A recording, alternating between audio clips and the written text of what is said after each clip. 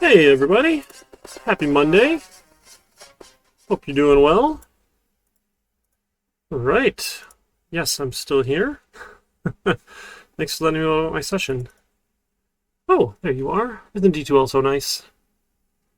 Hey, all right. So we are in the final portion of the course now. We have just been cruising on through. The summer has gone by way too fast. We're at the end of July, and we're going to talk about GUI applications. This will be what our final project is all about. All right, so we'll talk about the final project, GUI applications from chapter 12. We're going to look at most of what the chapter talks about, but we're going to look at using the tool called Scenebuilder, because I think using a tool is a much easier way of going about learning how to do these sorts of things. And then later we can look at the programmatic stuff if we want to. That's kind of the idea. So we'll look at 12 and some of 13, look at different controls and things. On 8, 9, we'll talk about some miscellaneous topics. I want to talk about exceptions and maybe a few other topics. We'll have more time for the final project. On 8, 16, that's totally reserved for you folks to work on the final project. I can bounce around, hop on screen sharing sessions if you're stuck on any part there. Happy to jump on and get you pointed in the right direction. Again, the goal with this is that everyone completes the project and has a final project that they're proud of. That's something you wrote, you put together, and it's a little. It's not an amazing game or anything, but it's functional. Is sort of the idea here. So after one semester of programming, we've got something that is maybe somewhat interesting. We can always tweak it and add changes and things but you can kind of get a little bit of that feel for what it takes to do something a little bit larger here. And then on 8/23, we're going to get together on Zoom. So I believe everyone can make it. If you're not able to, because again, it has been synchronous optional, we can set up a different time for you folks to present your final project to me. But we do need to present them. So the idea is you're going to go through and you're going to demonstrate the different features and functionality. And then I can just check it off the rubric, and by the end of that night, we'll have them scored. Should be a lot of fun. And again, it's really interesting to see how everyone designs them differently. There's lots of different things you can learn about designing user interfaces. It's not a specialty of mine or anything, but there's a lot to learn about it, and you can lay things out anyway that will all functionally work. But some might look nicer than others, some might be a little easier to discover or to use for people than others, but that's just sort of how that works. And it's kind of fun. All right, so we can go from there. All right, any thoughts, questions, or concerns about our schedule? I think we're doing pretty well there.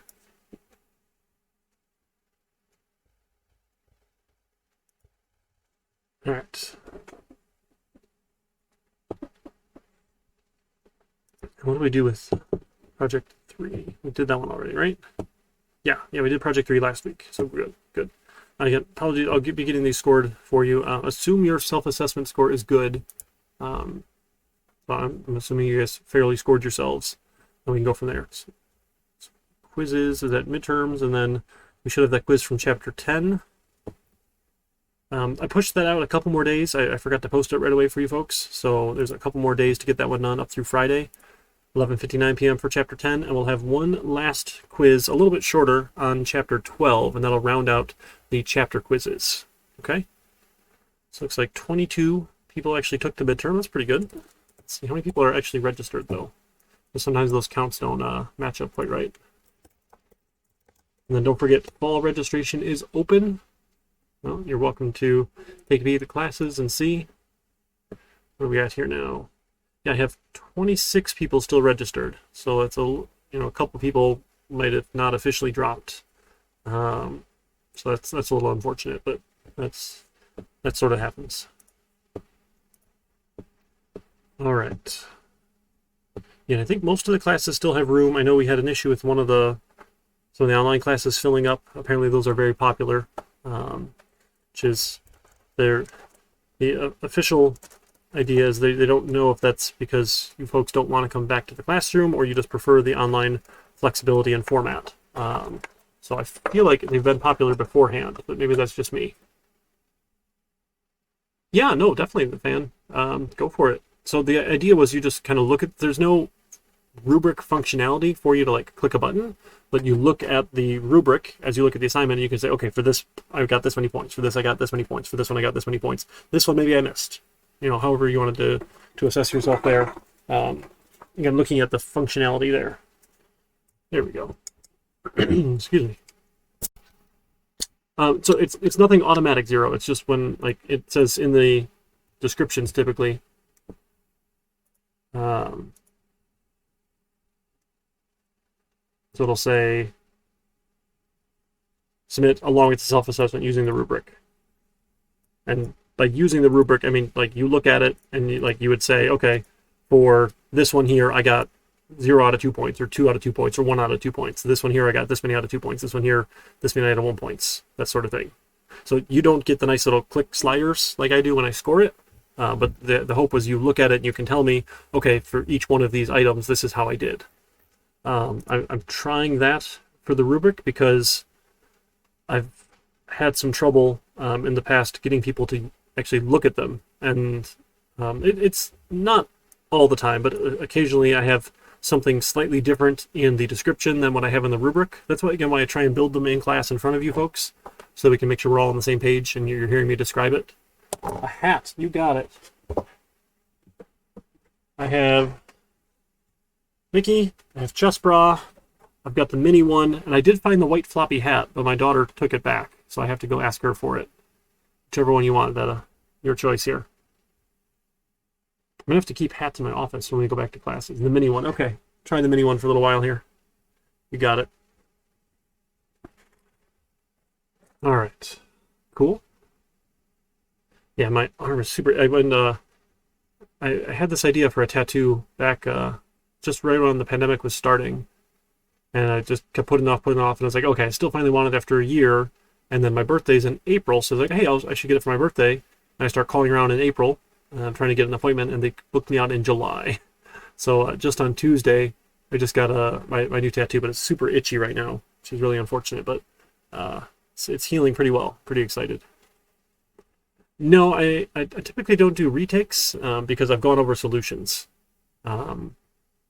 There's this great idea of being able to demonstrate mastery of a given topic. So, you know, it's a little hard now that we're in the tail end to take on additional work when we need to be focusing on the final project. But I tell you what, folks, I'll take the score that you get on the final project. Like a 40 out of 40 would be 100%, whatever your percentage score is on it. So if you got like 90% on it, if that's better than one of your individual projects, I can replace that poor project score with the final project score. That sounds like a good plan. And then I do drop the lowest quiz as well. I think that's all set up in the gradebook, but I'd have to double check there again. Excuse me. So that can give you a little bit of flexibility there, that if one of these individual projects didn't do so well, I'll take your final project score. Okay? So things happen, and it's been a rough summer. No, that's not written down anywhere that I would do that. But those are things I do to try and give you a little benefit there, because it's rough.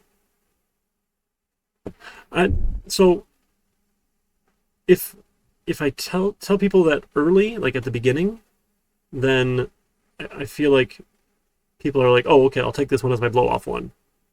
And then they just don't even try at all, which is sort of the point, I guess, but I'd rather it be like, okay, let me try on all of them, and if, I did my best, but I just couldn't get this one done because stuff happened, that sort of thing, then it's maybe a little easier to get that benefit later. I don't know if that makes sense. So just keep sliding on me here. All right. So let's talk about JavaFX. So we're going to use, there's an older-ish, it's been around for quite a while actually, way of doing graphical user interfaces called Swing.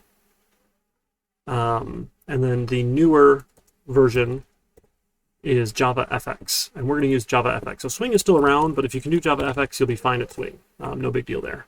And then Swing doesn't have the cool tool I'm going to show you. Yeah, I don't have any 2151 sections next semester. That didn't work out right with my schedule. So there's two options.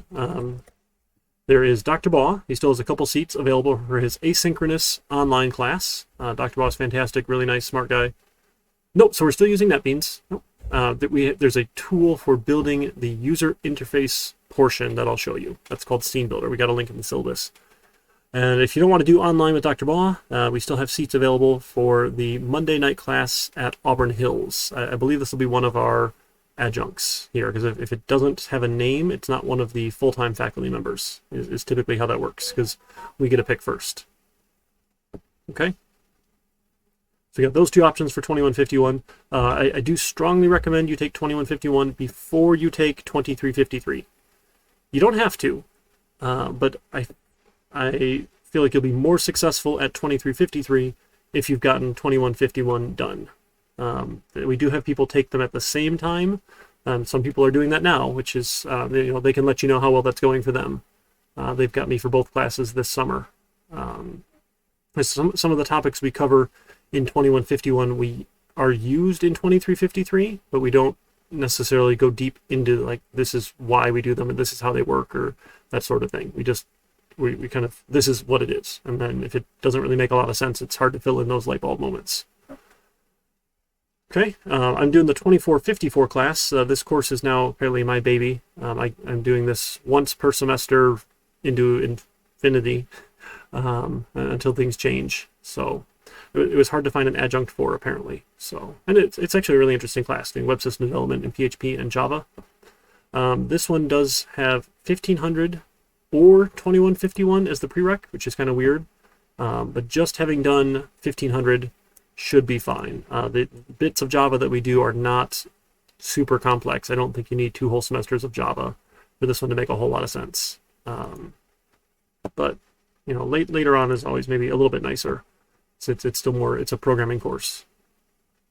All right. So in the syllabus then, if you haven't yet, and I think I told you don't worry about it because we can always do it later, we're going to go download 2 more tools, or 2 more packages. One tool, 1 package. So the first one is the OpenJFX. So this is the JavaFX library. You go to the download link here that works with our OpenJDK.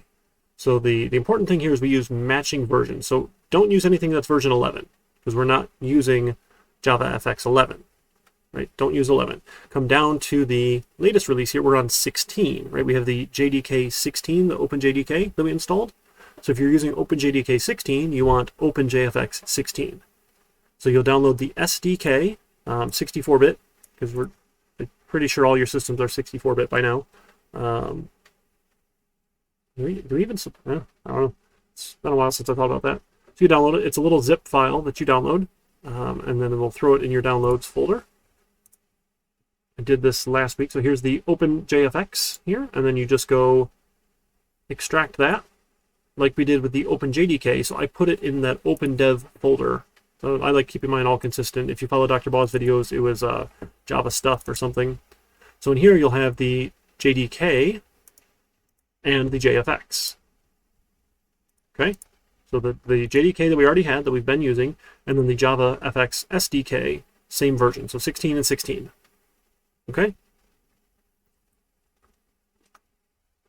So we're going to download that, and then the next link is for Scenebuilder. So Scenebuilder is also from these folks at Gluon, because they're awesome. Scenebuilder is a drag-and-drop application development tool. It's free and open source.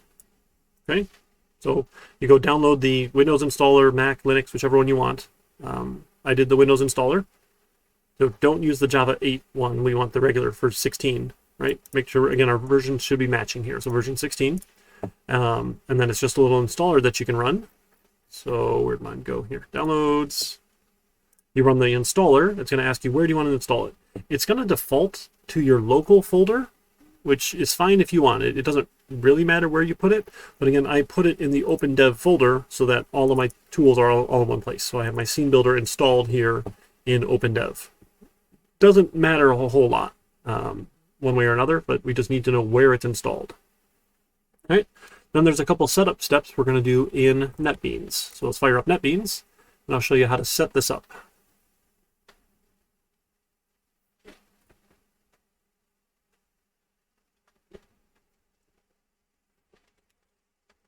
I need like a chin strap with this to hold it on.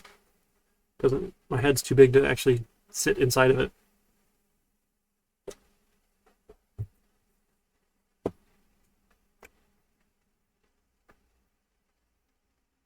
All right, so then in Netbeans, what we're going to do, there's 2 steps we need to do to set up. So first, we're going to go to File, New Project.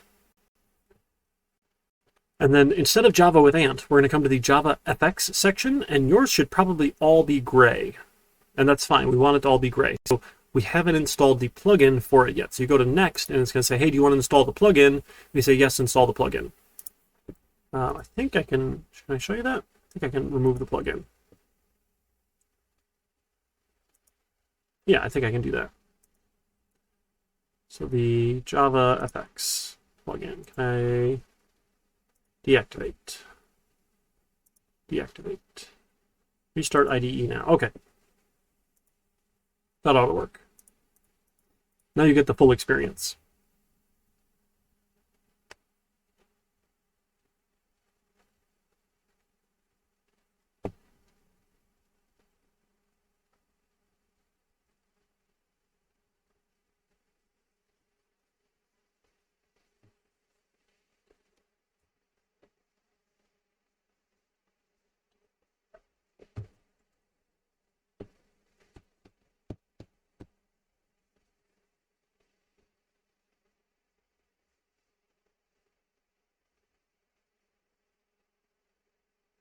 I know it's sort of a funny poll because you folks are here, so I'm assuming you don't prefer asynchronous, but when you have an online class, do you prefer the synchronous meetings or do you prefer asynchronous?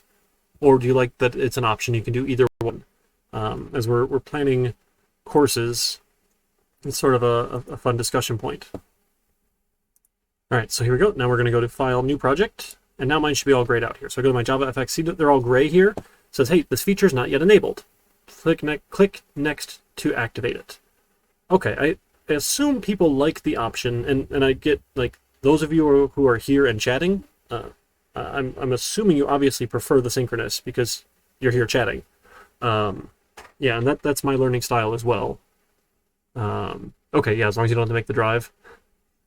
Definitely the options.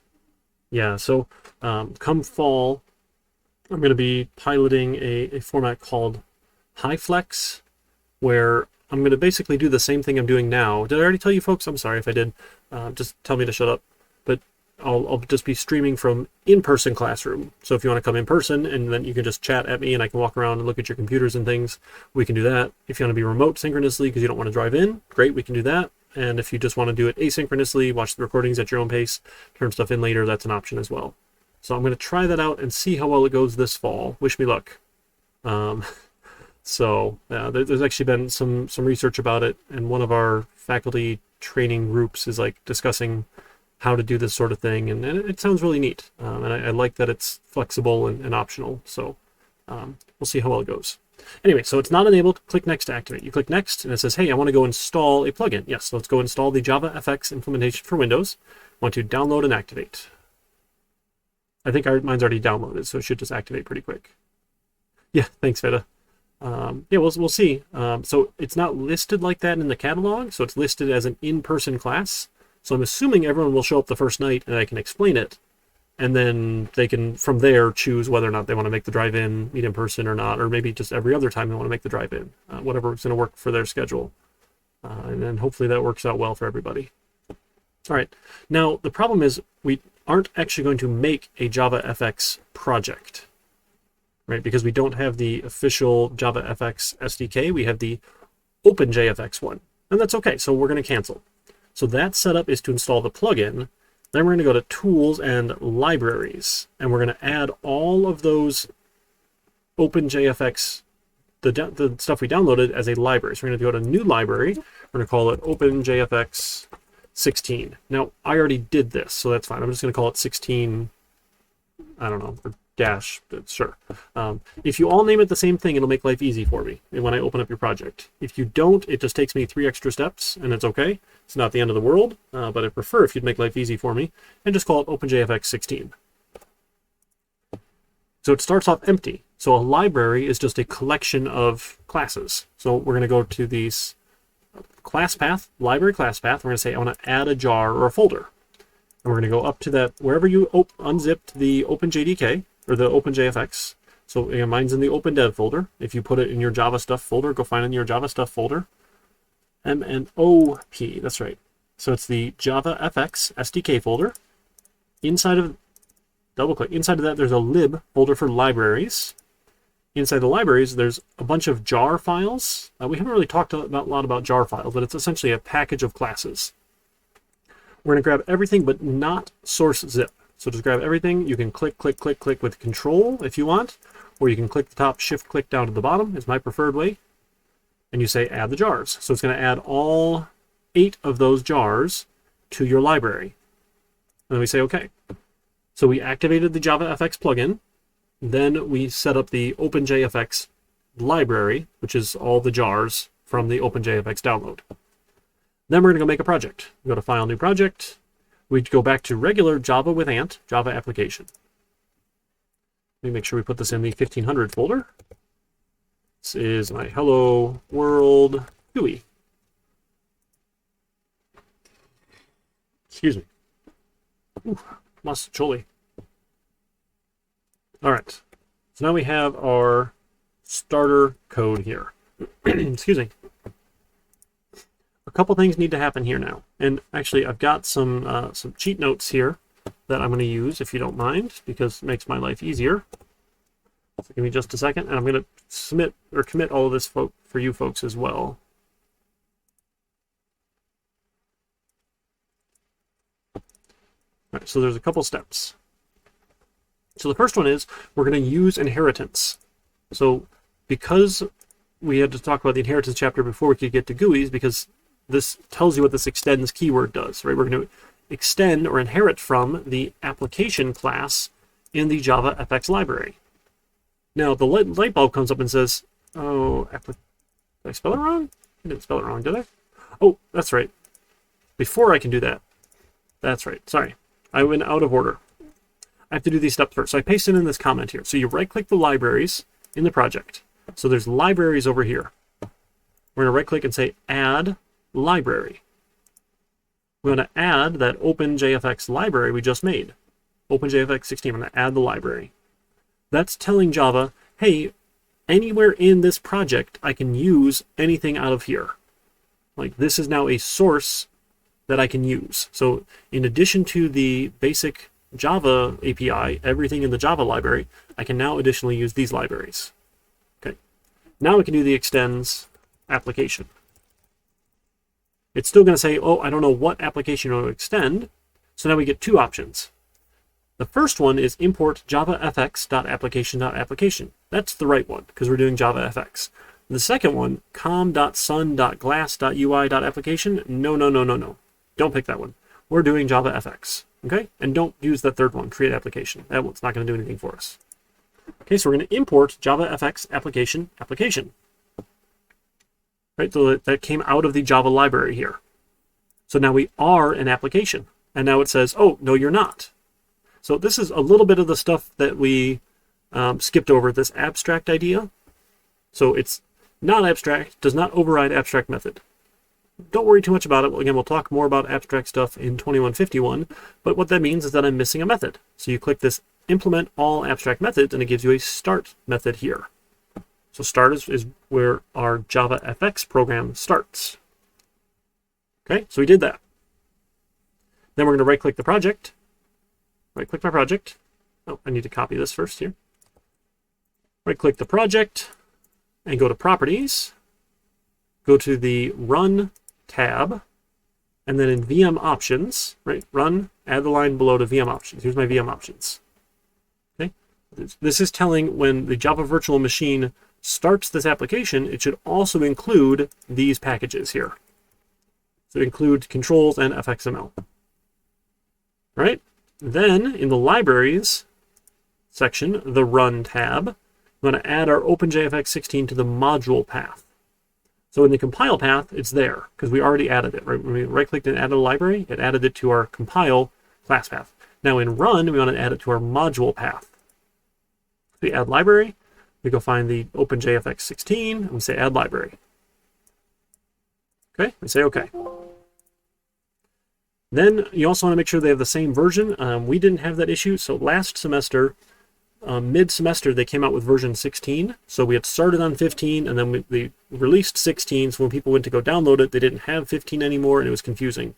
So as long as they're the same version, we're fine. So you can see that here in Properties. When you go to Libraries, there's the Java platform is 16. Just make sure you're on both 16 and 16. And we should be fine, because we've always been doing 16. So no issues there for us. Okay? That's what we do to start the application. Now we come to the start method. And again, I'm going to copy paste a little bit. There's a couple things we do here.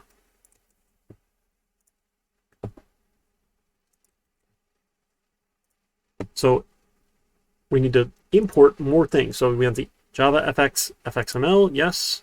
We want the JavaFX scene parent, yes.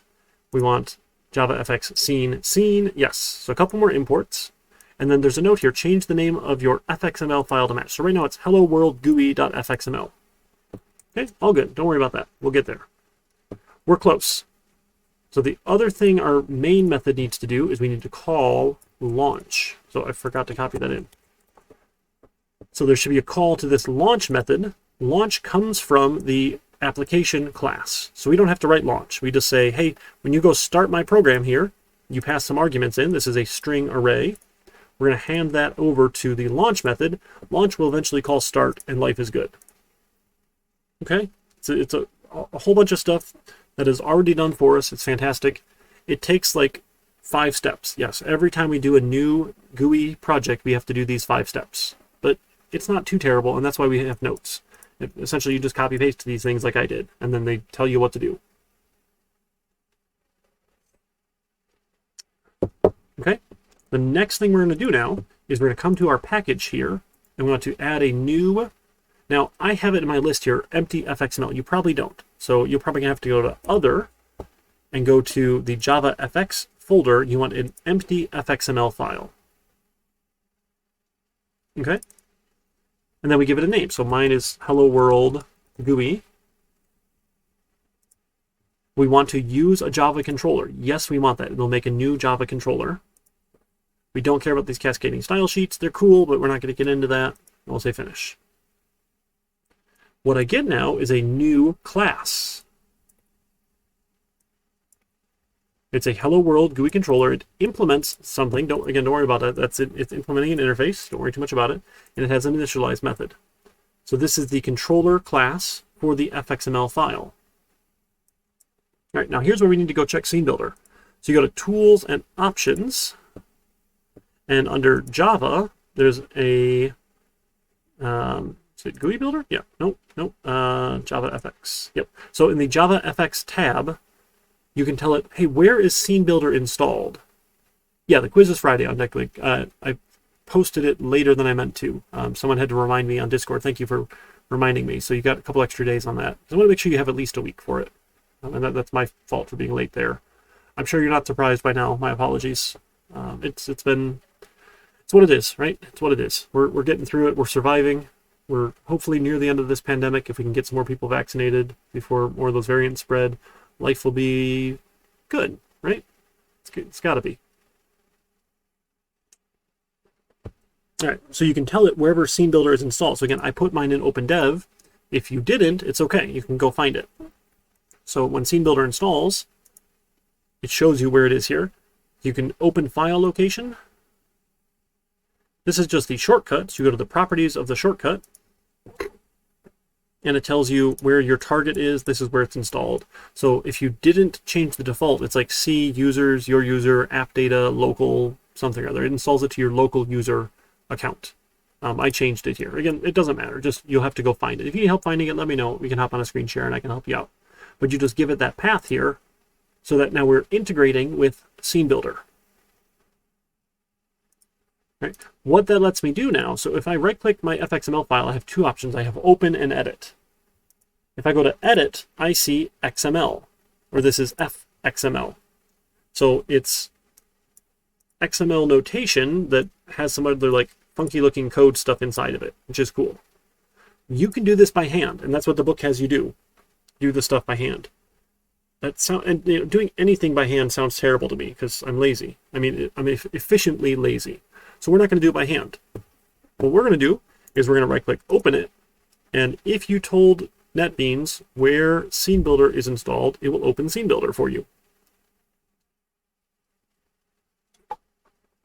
Scenebuilder is a fun little tool that lets you do drag and drop creation of your graphical user interface.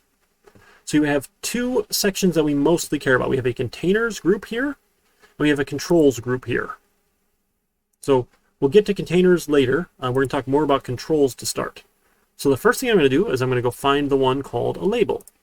Or you can also search. If you know what it's called, you can just type and search label. You don't really figure all that out till later. Okay, so here's a label. I'm just going to drag and drop it into my graphical user interface anywhere I want and put it anywhere. Once you have a control here, then your right-hand side shows up with properties, layout, and code. You can't see the code tab. There it is. You see code now? There, popped it up to the top. So properties is where we're going to start. So the text is what text is showing. So we'll just say hi there. And then we can go change it if we want. We can change the font or the colors, all sorts of cool things here. So we're going to make this a little bit bigger. And then how about we change it to Comic Sans, the best font out there. Now I have a hi there. And again, I can kind of drag and drop it around. Hey, thanks so much for following along. Gearhead? Great to have you with us. All right, so that is the text and the font. Then we want to go to the code section, and anything you want to interact with in code needs an FX ID. This FX ID is how we're going to refer to it. So I'm just going to call it the label. So now it has an FX ID. Okay, that's it. Then I'm going to go and I'm going to add a button. I'm going to find the button control, click and drag and drop, click and drag and drop it in. We can go to properties. I can change the text. So I'm going to call this click me. And we'll change the font. We'll make this a little bit bigger too, right? Sure. Make it Comic Sans for fun. And we can move it anywhere we want. Again, you see these kind of like lineup arrows. So you like, here's the left align. You know, it's like the left arrow shows, or the red line shows up on the left. Over on the right, it shows up. Now there's center align. So like you get a couple helpful arrows, like where you want to put these things. Not arrows, lines, to kind of align things. There's all sorts of cool tools we can do, but we don't need to worry too much. And again, it doesn't matter all that much. Then we're going to come over to code. Now the button, I'm not actually going to refer to in code, but what I care about is this on action. So before with our applications, like we had, here's line 1, here's line 2, here's line 3, and it just went down. And then we said, hey, we can do if-else statements. So maybe I do this chunk of code and I skip this part, or I might do this one and I skip that part, but it's essentially still top to bottom. And then we said, oh, okay, now we can do loops. So we'll go from this section top to bottom, and then maybe do, again, top to bottom, as many times as I want in that section, but then it just keeps on going. It's very procedural. And then we said, oh, we can write methods. So, okay, I'll go from here. I'm going to jump to this section over here, and I'm going to do these couple lines, and maybe have a loop in there, maybe have some if-elses in there, but then I'm going to come back to where I was, and I'm just going to keep on going. So we're still very much start, a bunch of things happen. We added some additional tools to make that better, right, more efficient, and then we talked about classes, but it's still start at the top, run to the bottom. That's how our applications work. With graphical user interface applications, they don't do that, right? That's not what happens. It doesn't do something and then be done. It shows you a screen and then it has to respond to the user events. So this tool itself, Scenebuilder, is a graphical user interface, right? It has a menu of things I can click on. It has to do things when I hover my mouse places. I can drag and drop things. So it's responding to the events that I'm giving it as input.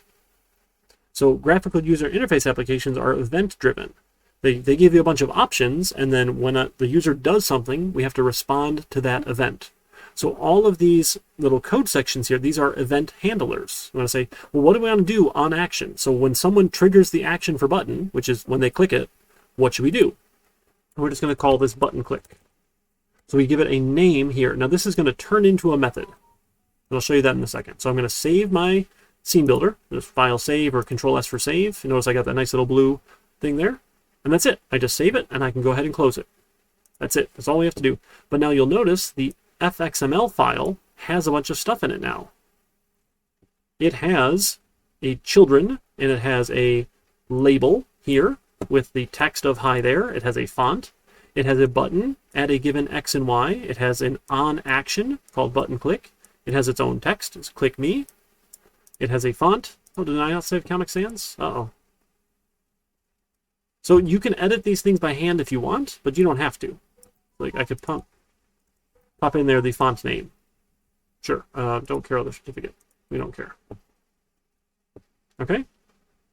Then what we need to do, once we have this done, now, no, we didn't write children. So children is the collection that belongs to anchor Pane.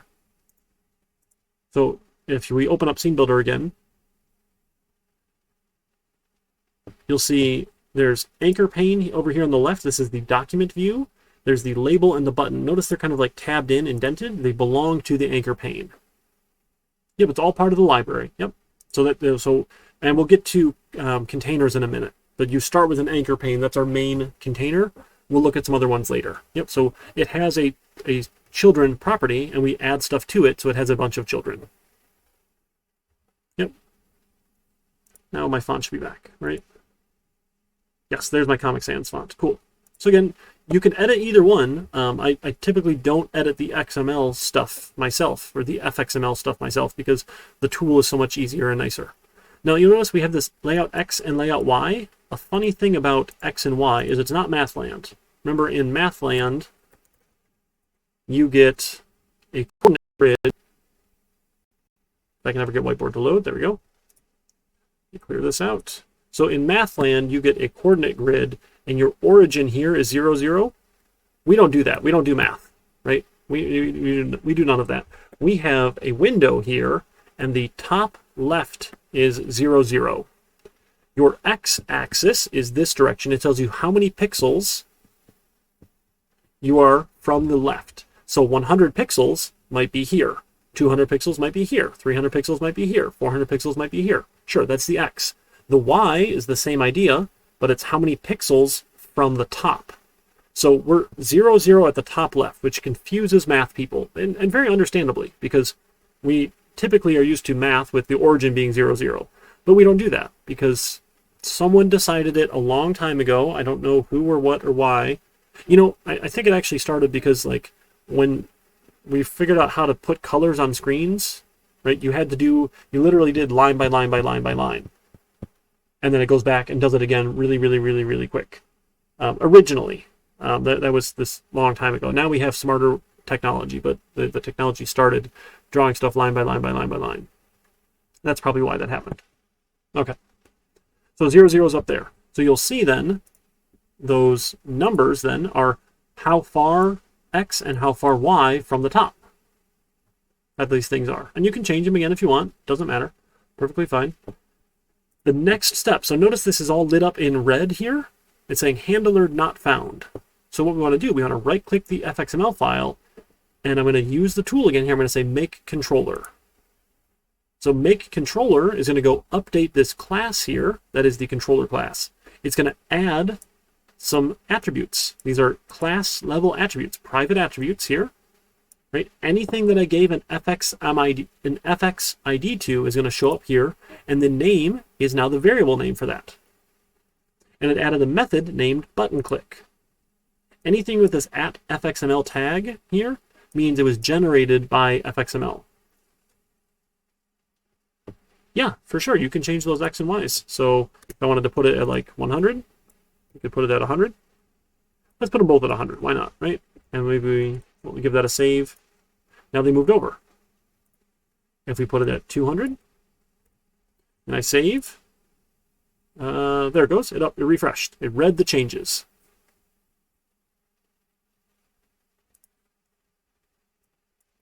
So just make sure you're saving in between. Saving is important. So if you edit this one and you don't save it, and then you edit this one and you do, like, whichever one you save most recently will win. So if you have changes in this one, like if I change something here but I don't save, and then like I go drag it up over here and I save, it's going to win. Uh-oh. Do you want to? So it's at least warning me, hey, something bad is about to happen. So do I want to reload it and take the saved version, or do I want to keep mine? We'll say yes. That's nice, it warns me.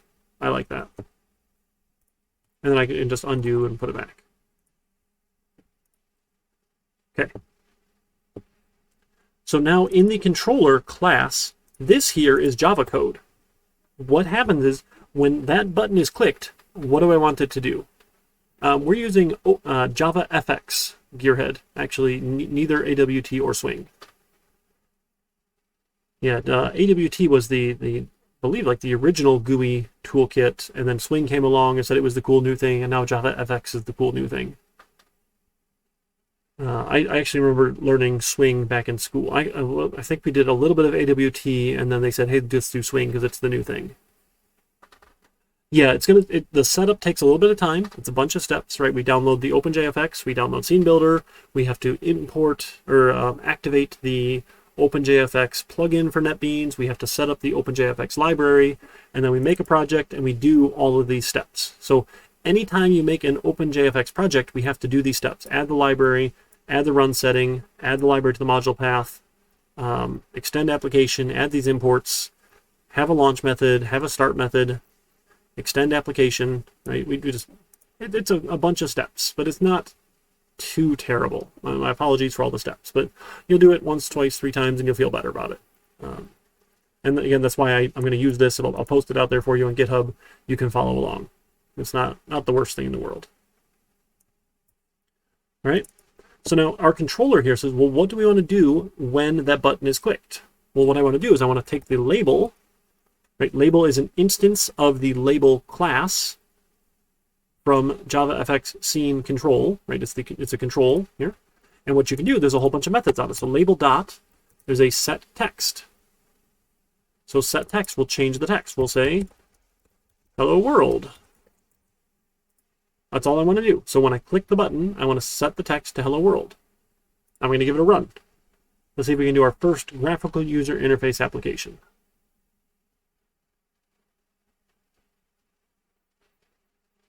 All right, hi there, click me. We click the button, and now it says hello world. Hey Marlin, come here. You come say hi. This little kitty is getting big. He's as big as my older boy now. Say hi, Merlin. Say hi. I've got big paws. No? Well, he's purring, though. All right. And that's it. So now when I click it again, right, nothing's changing because the text already says hello world. Not really doing anything else interesting. Right? But that was it. That was our graphical user interface application. Now you'll notice the couple things here in start. This name here needs to be exactly the fxml file name. So this fxml loader says, hey, go find an fxml file, load it, and inside the file itself, it even tells you its controller. So its controller is a class named Hello World GUI dot, right, because it's in the Hello World GUI package, Hello World GUI controller. So the fxml says, hey, here's the controller for my fxml file. That gets loaded. It sets up a scene. It sets the title. So the title said GUI, GUI, GUI. The title is this little set of text here in the title bar. Right? GUI, GUI, GUI. We set that. And we set the scene, and we showed it. So with JavaFX, it sort of uses this like a theater metaphor.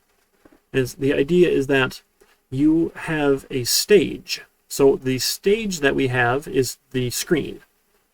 On this screen, then, we can set different scenes. So right now we're using just one scene, right? The scene, right, that we got from the fxml page that we did. So this was the parent here. That becomes the scene. So the scene is this fxml page that we just designed.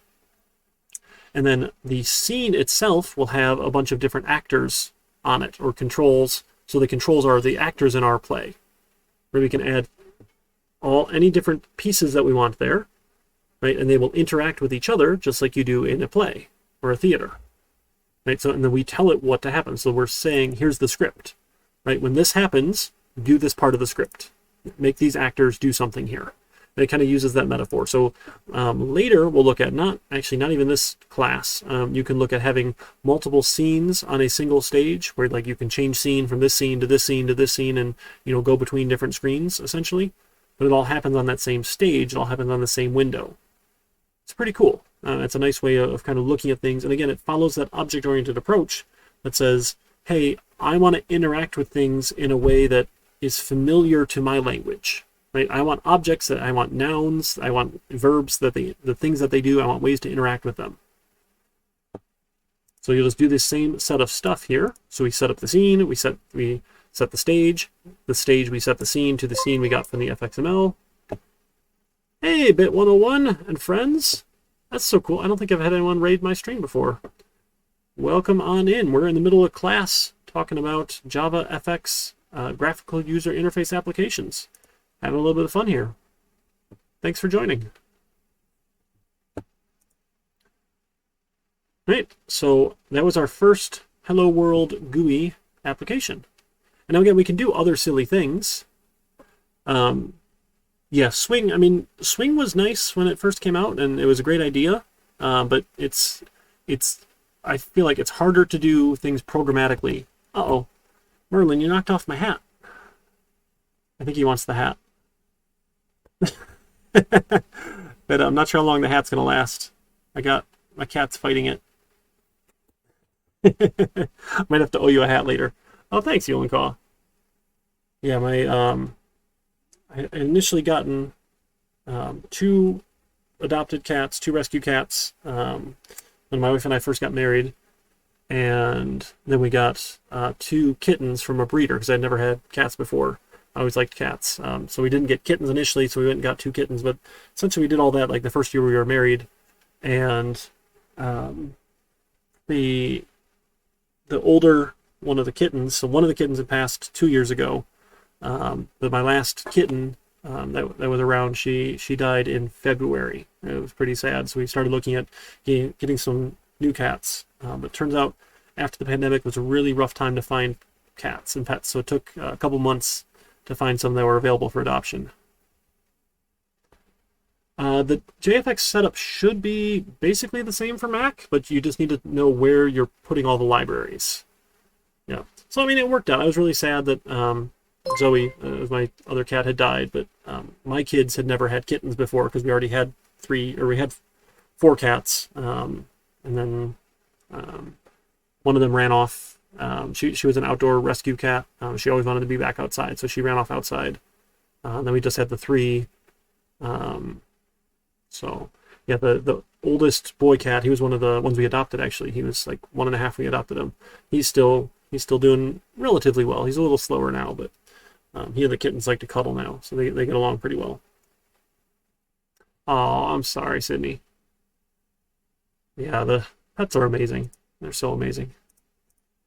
All right, so in our controller, so what we could do is anything that we want here, right? Anything that we want to have happen, we can have happen here. So I'm going to say, hey, let's do a random. Random equals a new random. And then I want to set the text to random.next int, and let's say, how about a number up to 10, which can be 0 to 9. Now let's do up to 9, which can be 0 to 8 plus 1. So I'll get the number between 0 and 9, or between 1 and 9, right? Because this will give me 0 to 8. 0 to 8 plus 1 will be 1 to 9. So each time we click it, failed. Why did it fail? Oh, I forgot to add my import for random. Yeah, import java.util.random. One more. So it's upset here, so I need integer.toString. There we go.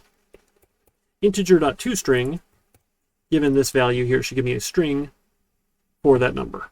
Because setText needs a string. So if I look at label.setText, it says it needs to be given a string argument. So the method setText requires a string. So I can't give it an integer. It's not quite that smart. But now we run it here, and I should be able to get a random number every time I click it. 8, 2, 6, 2, 4, 6, 7, 4. Oh, it was 4 again, right? I get 4 again, 3, 4. Right, I give me random numbers. Now every time I click it, it essentially will do something different, because we're getting some random numbers there. And we could go even bigger if we wanted, right? We could go up to like, I don't know, 1,000. Have a lot of numbers. We just pick some random numbers here. Ow! Ow! It's got sharp claws. You need to trim your claws, baby. Okay, you're okay. Right, so this is just telling the actors again what to do, how to act.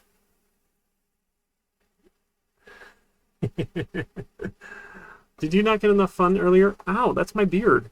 Makes my beard as tasty for some reason. It's kind of a weird cat. You're a weirdo. Merlin. All right, so I got 7 o'clock now. We've been talking for not quite an hour, but almost an hour. Usually do for a break. You folks want to take a break now? We've got a lot more GUI stuff to talk about to get through the stuff in Chapter 12. We'll look at a couple other controls. We'll look at a couple of containers. And then we'll have to talk about the final project that you folks will be working on for the rest of summer. No, give me the hat. Keeps taking my hat. All right, cool. So we'll take a 10-minute break, and then we'll come back in a little bit, and we'll have some more fun. Let's see. Oh, I got to turn that volume back up. There we go. All right, folks. I'll see you in a little while then.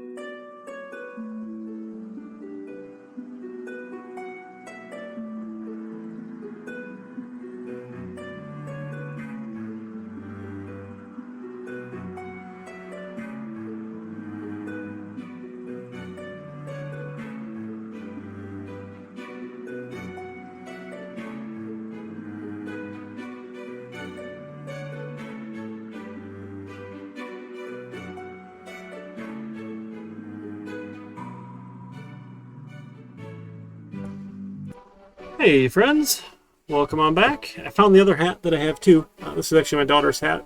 Used to have a really cool bow on it here, but apparently that's missing now. They have more hat options. Alright. There we go. So we'll finish up talking about Chapter 12, GUI stuff, and then we'll get to talk about the final project. We should have a lot of fun.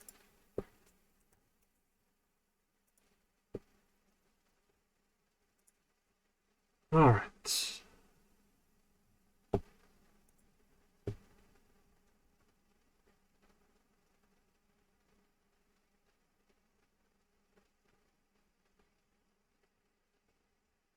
Come on.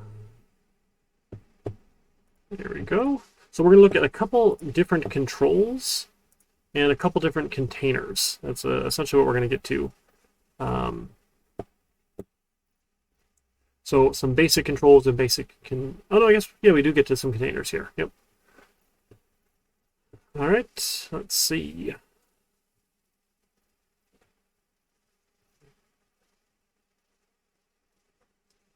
Application, main start. Awesome, awesome, awesome.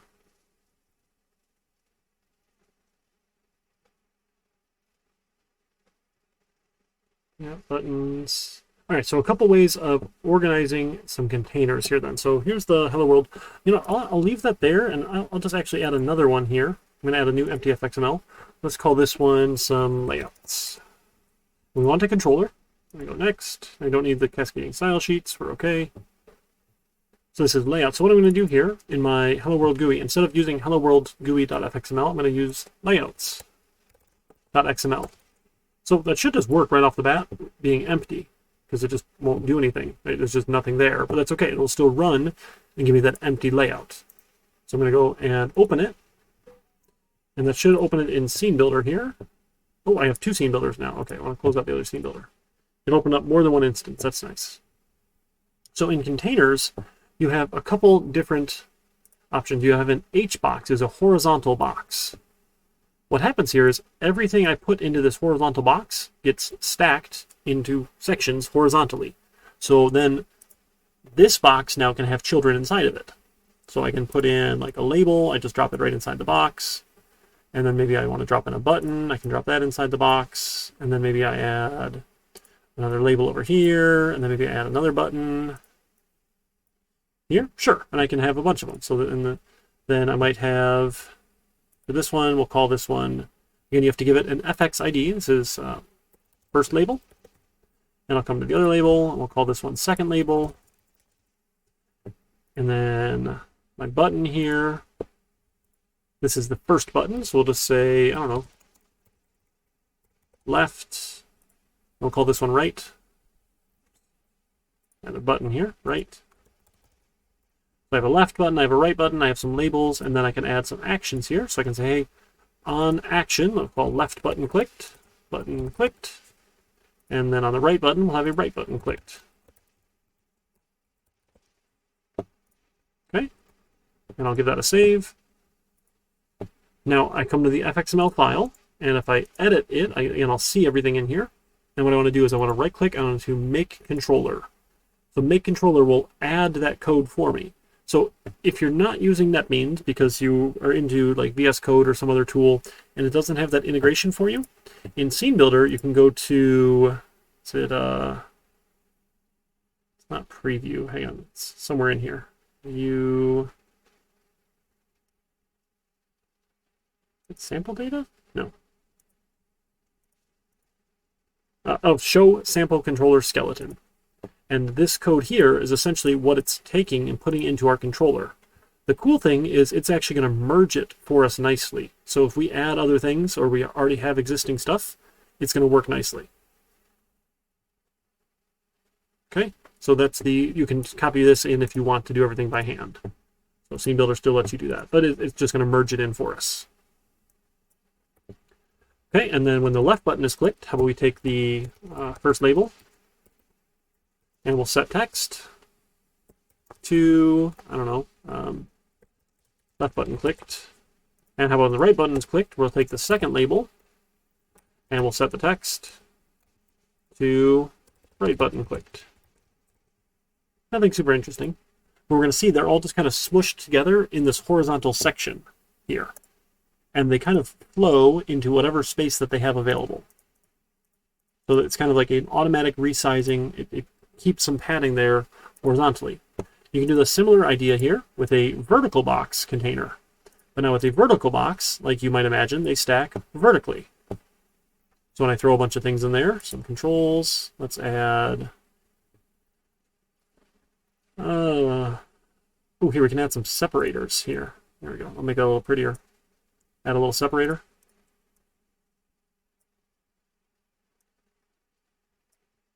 There, now we get a little space. Okay. Now we can go and take our, I don't know, add a button maybe to the vertical box first. And then a label. They just kind of stack horizontally. Or they stack vertically. I'll add some separators here for fun. So this will be, then on action, this is the, I don't know, vertical button clicked. Again, the name of the method doesn't matter. You just want it to describe what it is. Here, and this is the FX ID. We'll call this one the vertical label. Sure, why not?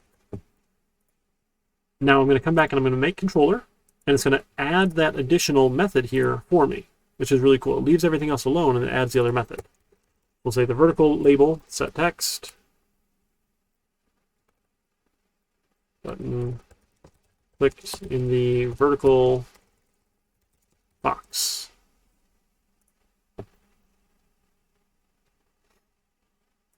You see button clicked in, there's not enough room there. So the vertical box itself doesn't stretch. Just a little bit unfortunate.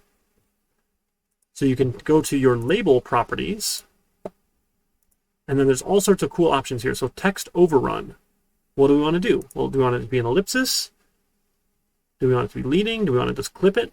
Right? What option do we want for what happens when we run out of space on our text? Notice there's no like go down to the next line for a single label. Right, but I could take the vertical box and I can make the vertical box bigger if I wanted. I give that a save. We relaunch it here. What else beside text? Oh, you can add all sorts of cool things. It still doesn't even have enough room. You'd have to make it even bigger. Yeah, so we got a bunch of controls. We're just going through some basic controls to start.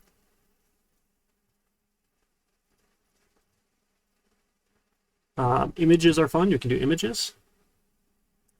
So the other interesting layout, other interesting container we're going to talk about in Chapter 12 is the grid pane. And the grid pane is really cool. I'm a big fan of grid panes. They give you some number of rows and some number of columns. So to change the rows and columns, it's a little bit annoying here. We right-click and say I want to, where is it?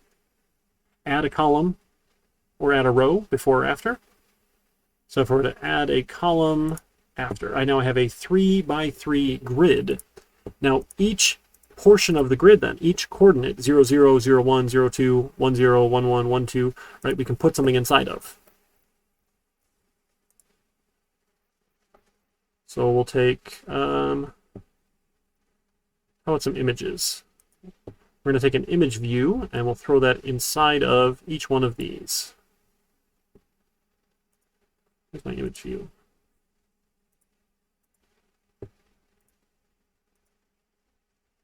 We need to go add an image. Let's see. I think I had like a card image there. You don't need my COVID cards or my cats. We'll throw Moxie in there. We'll put Moxie in there. Let's see. That's in my grid pane. At 1, 1 is the image view. We want to make that a little smaller. Oh, we'll see. Give that a shot.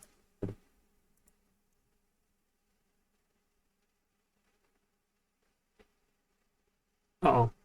I don't even see it. It didn't actually show the image. Uh-oh. So images are a little bit trickier the way we have to do images. Because we have to add the image source. So on our layout fxml, it's trying to say, hey, go load this image here from this location, and that doesn't work quite as well as what we want. So the nicer thing to do, instead of this, it's not that, we want to switch to a class path relative path, and then we can put the image inside of the package. I'm going to say, it's my Hello World GUI, so we open this up. Hello World GUI. Inside of here, then, I can add the image. Let me copy that over. Grab that here.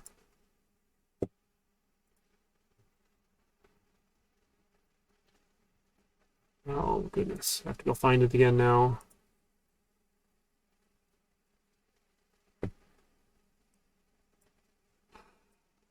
Why can't this be easier? Go find that picture of Moxie. Where is it? There we go. I'm going to copy it over to here, and let's call it Moxie. So we want a relative path here then to moxie.jpg.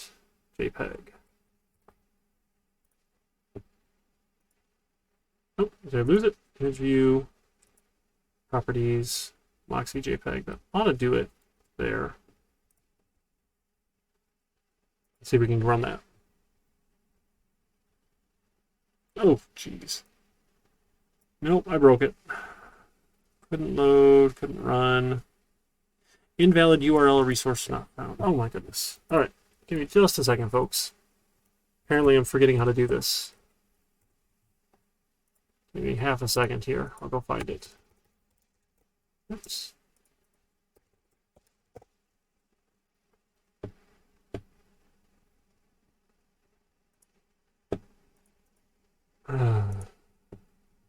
Is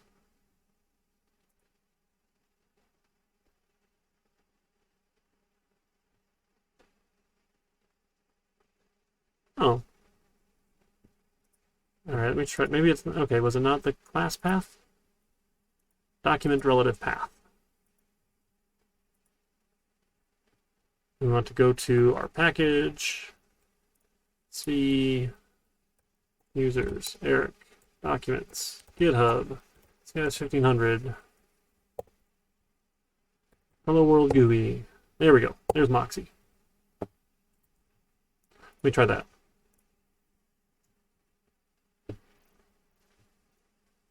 No?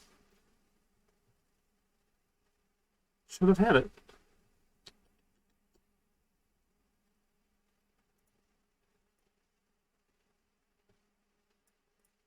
All right, why is that failing? I'm doing something wrong.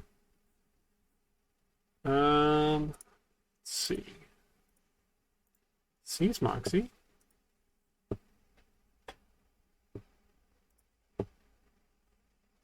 Let me do this. Let me put it inside of a folder here, because that's what I had in my other one. Let's do source and an images folder. Put Moxie in here.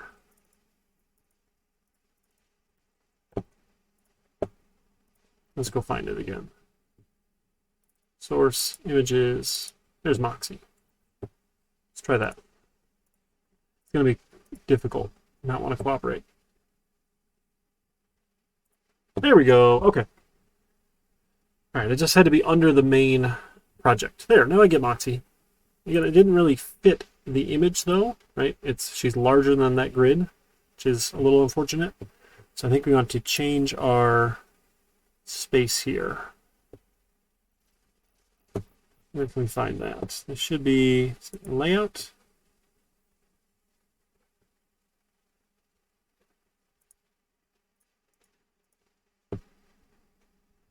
You can do some cool things. You can like do rotations and scales and sort of fun stuff.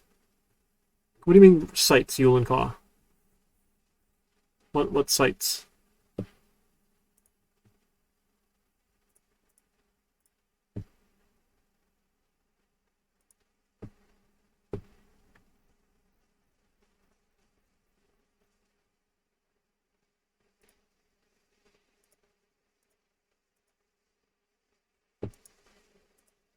No, it's just too big.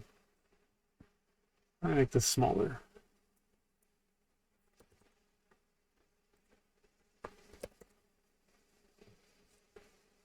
Oh, web pages? Yeah, there's tools to do drag and drop web page building.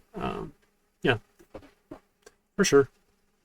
All right, so grid view is not ideal for this. Maybe we should just put her in the vertical box. There we go. That's even better. Now she's just in the vertical box.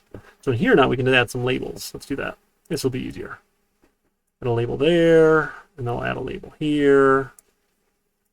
I'll add a label here. I'll add a label here.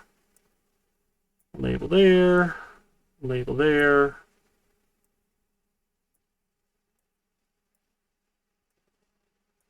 We got a bunch of labels, and again, you can do all sorts of fun things with them when you click buttons and whatnot. I remember the path was different inside. Can you use an absolute? So an absolute path will only work on your computer, though. So if you give me an absolute path, it won't work on mine. So absolute paths tend to be frowned upon. If we can make it a relative path, right? So this is to our document relative path. So relative to where this fxml is, essentially, is ideally where we're going to do that. And then our package, we can package up the images as well. And the image itself was going to go into source control. So you'll see there's a Moxie JPEG image. Oh, there's Merlin behind her. Oh, that was back when she was little. She's a lot bigger than that now. He's just a baby cat.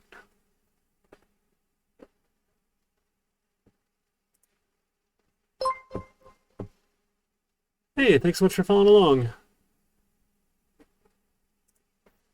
Yeah, so images are fun. They get a little bit obnoxious, but essentially you want to have it inside your package, and then we'll use this relative path to go find it. And that should work the best for you.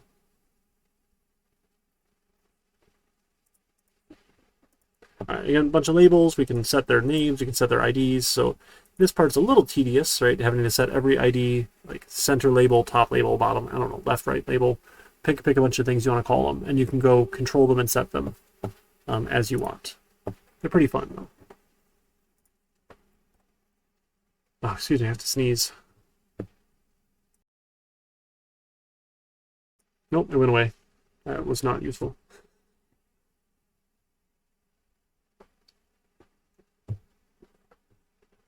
All right, so there is our grid pane. So again, depending on what sort of layout you want to do, you can have at it. Pick any one you want. The base anchor pane just says, hey, throw stuff anywhere you want on it. It's all absolute to the XY you give it. There's no shrinking, there's no growing. So it is sort of nice to have these layouts here, like the vertical box or horizontal box, that kind of grow as things, as the label got bigger, it grew, which was nice. It took up that horizontal space. That's a grid layout. Excuse me. And you can put a layout inside of a layout if you want. This idea that they all just kind of nest into wherever they want, or wherever you want to put them. Okay, and the last one here we're going to do is a text field.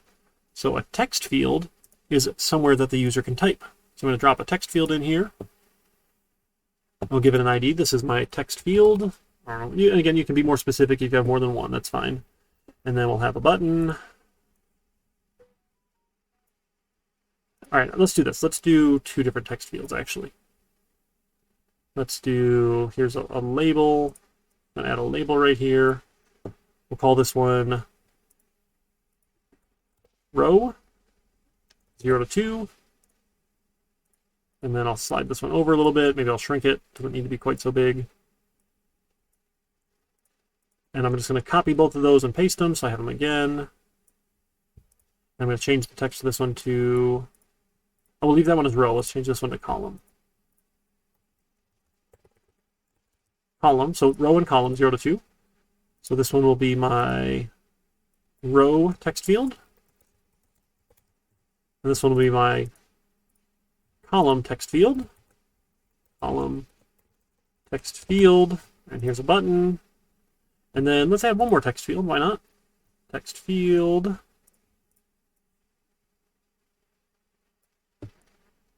Nope, I didn't want it in the box there. Text field. All right, I got to grab a couple of these. So you can shift click to grab a bunch of things and move them all around. Should be able to move it. There they go. All right, and we'll just shrink that down a little bit if we can. Here, and then one more label for text. Sure. So set text. All right, so I need to label these labels here then for FX IDs. So this one is going to be top left label. This is going to be center top label.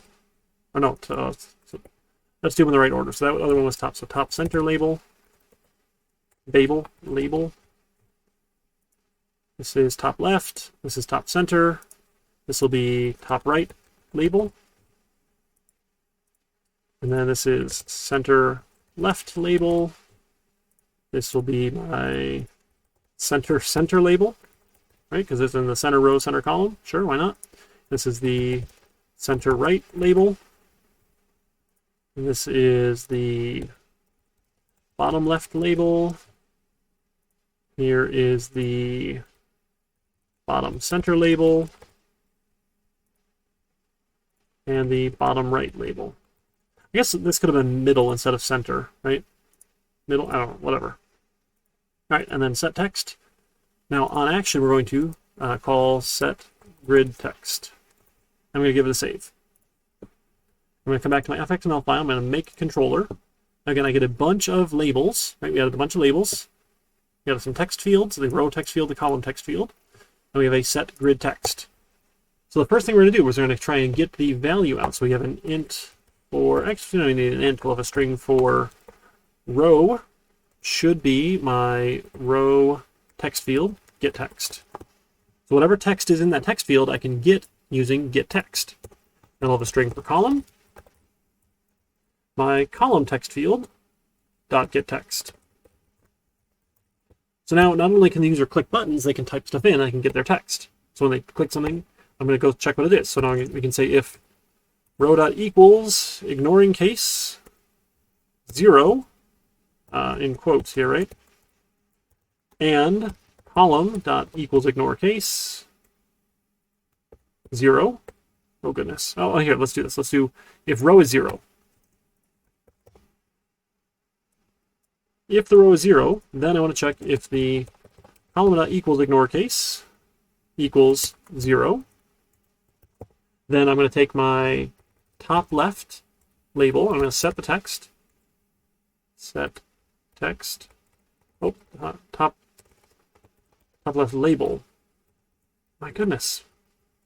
Top left. Too many T's there. Top left label dot set. Seriously? Top left left? Called it top left left? Folks, I can't type top left label. There we go, top left label. Right click fxml, make controller. Top left label, set text. I'm going to set it to the, oops, what do we call it? We didn't give that other text field a name. So we need to give this text field the, I don't know, set text field. Sure, set text field. One more time, come back, make controller. Set text field dot get text. All right. If the column equals ignore case 1, that's the top center, right? Because I know it's row 0. Or if it's 2, then I want the top right. Awesome. All of that then. I guess these could be else ifs, right? It's probably proper, slightly better. We'll have an else if they entered row 1, then 1, 2, or 3. Now we have the center left. We have the center, and we have the center right. Oops, else if. Right, we'll copy all that. And then they've entered a 2. And that is the bottom left. This is the bottom center, and this is the bottom right. Right, so we're just going to set the text based on what they told me. So here's some text, ASDF, row 0, column 0. Oh no, we broke it. We broke it. What happened? What happened? Cannot invoke set text because this top left is no. Uh-oh. I got out of sync here. How did that happen? Top left does not have that FXML tag. I broke it, so I need to remove that one there. I shouldn't have set top left. Didn't I set top left label? Did I do it wrong? Top left, okay, I left it there. My goodness, top left label. Okay, if I wouldn't have had that reference to it, when I did the make controller, it would have worked fine. But it didn't remove it for me because I had a reference to it. Should be okay now. Just make sure your things are in sync. There we go. So how about, I don't know, we'll go top left at 0, 0. We set the text. Cool. How about bottom right at 2, 2. Set 2, 2. There we go. Bottom right. Hi there at maybe 0, 2. Should be there one there. Right, we get to see you can have fun, interact with these. Again, if we give it something that's not a number there, like nothing changes, or if we give it something that's not, we're just checking what is the string equal. So 1, 1. How about we play tic-tac-toe, right? We put an X there for tick, and then we put a tack, right, at 0, 0, and then you put a toe. Oh, that's, no, they're not ticks and tacks and toes. I don't know why it's called tic-tac-toe. I don't know, but then maybe we put our X at, how about row 2, column 1? There we go, we got 2 X's in a row. Now O has to go to row 0, column 1 with an O. I do a 0, yeah, sure. Oh, and now we got a block there, so now X needs to go at row 0, column 2. Then O needs to go block over here, so we're going to put O at row 0, column, no, row 2, column 0. They blocked there, and now no one can win. Essentially, X can try one more time here, right? Why not? X at row 1, column, oh no, that's right, X has to block. So they have to go to row 1, column 0 to block, and then O has to block. So then O is going to come over here. They're going to block at row 1, column 2. They set it, and then X gets one more move. Why not at 2, 2, and game over. Unless they want to cheat, right? They can put themselves at 0, 1 and cheat. Or they can put themselves at 1, 2 and cheat, right? We didn't actually build the tic-tac-toe game, but that's the sort of fun thing, too, you can do, is you can build a little tic-tac-toe game. That makes for a fun exercise, right? And you have this little grid pane, and you can set here, you say whose turn it is, so you don't let them pick whose turn it is. It starts as one person's and goes to the next person's. Right? Or you can put buttons there that are clickable. And you can do all sorts of really cool stuff. We'll look at, maybe we'll do that one next week for fun with like a little tic-tac-toe game. Okay? We're just having some fun, right? So it's a little bit tedious, right? Everything needs a name because you need to refer to things by name. That's their variable name. So good names are important. And then just in our event handling, here we say, this is what I want to do.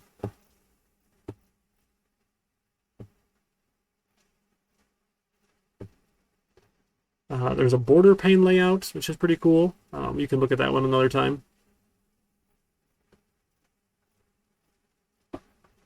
We'll look at border pane next week when we do some other controls, because border pane's a lot of fun.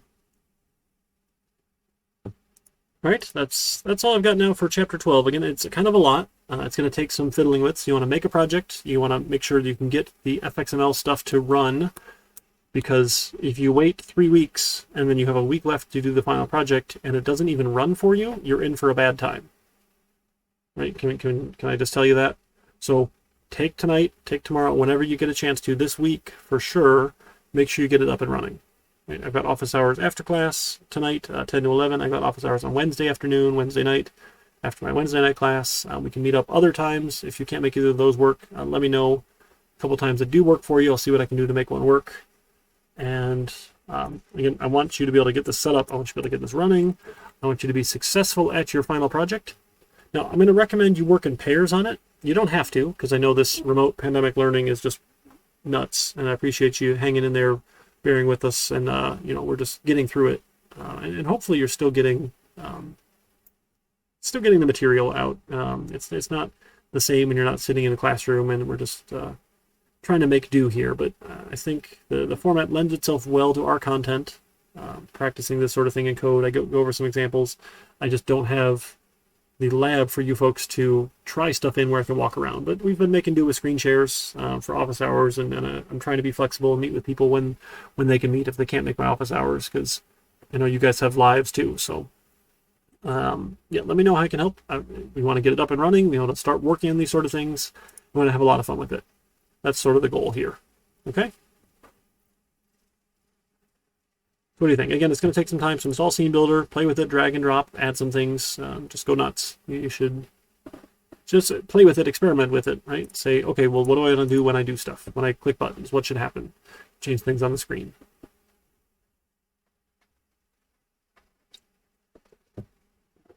Yeah, honestly, at this point, it's your imagination is the limiting part here. Once you start being able to build GUI applications, they can do anything you want them to do, which is pretty cool.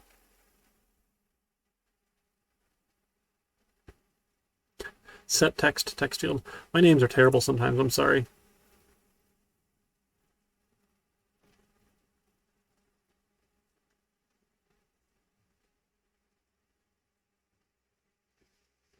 All right, I'll commit this here. So this is for GUI fun. Aw, sweet little baby Moxie. Oh, they're born on Valentine's Day, so they're coming up to 6 months old now. They're coming up there. That's pretty cool.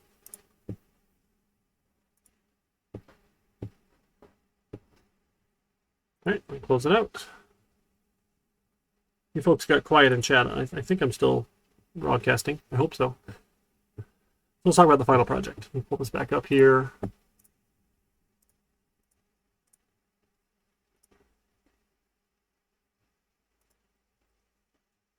Let me do one more thing here. All right. Gonna have that final project.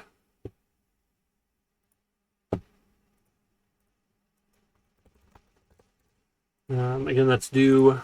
Our last meeting here in August is going to be. Is that right? Oh, I'm looking. Okay, Mondays. Yeah, we meet on the 23rd, right? We have. Yeah, 1, 2. Chapter 13, miscellaneous group project work time presentations. 23rd at 6 p.m. We're going to get together and we're going to talk about it. All right, thanks, Mr. Vicky. All right, you add your final project score, final project. This will be 40 points, right? Remember, this is 40% of the overall score here. This is a text submission, so we're going to please submit the URL to your feedback. Pull request along with a self-assessment using the rubric. Assessment. There we go. Oh, you need the GitHub Classroom link. Give me a second there. Where'd you go, friends? There you go. Classroom.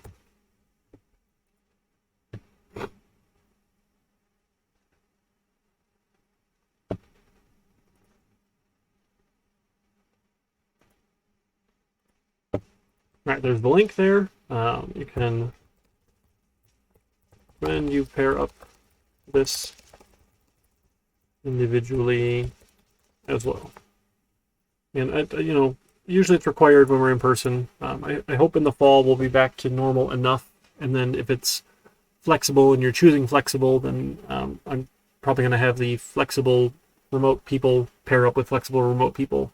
And I'm just going to hope it works. Because you do learn a lot working in pairs as you kind of talk about your ideas and you say, hey, this is what I think it should do. It's going to look like this. So I'll have buttons for this, or I'll, you know, you have to refine the ideas as you're thinking about them, because you're thinking about them out loud. It will make up for a better project. Now, it does end up being a bit more work because you have that coordination as well, and you have to have that time to collaborate. So if you're an individual working on it, or if you're a pair working on it, you're doing the same project. You have the same deliverables. But the pairs will have that additional collaboration work, the additional communication work. So I think it typically makes up for, you know, them being able to split, divide, and conquer a little bit of it there. Okay? Hopefully that makes sense. Excuse me.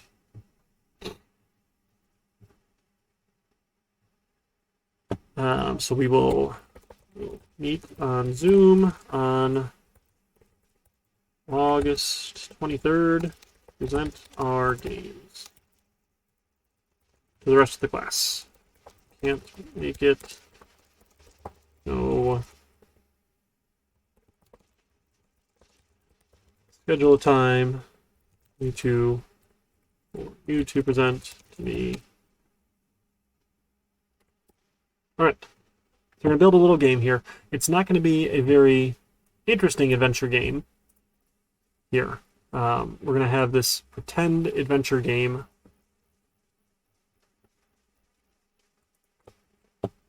Here. So it's in the theme of this game called Zork, but it's not all that Zorky. It's kind of like a Zork in a some sort of adventure style game, mishmashed here because we can only do so much interesting stuff.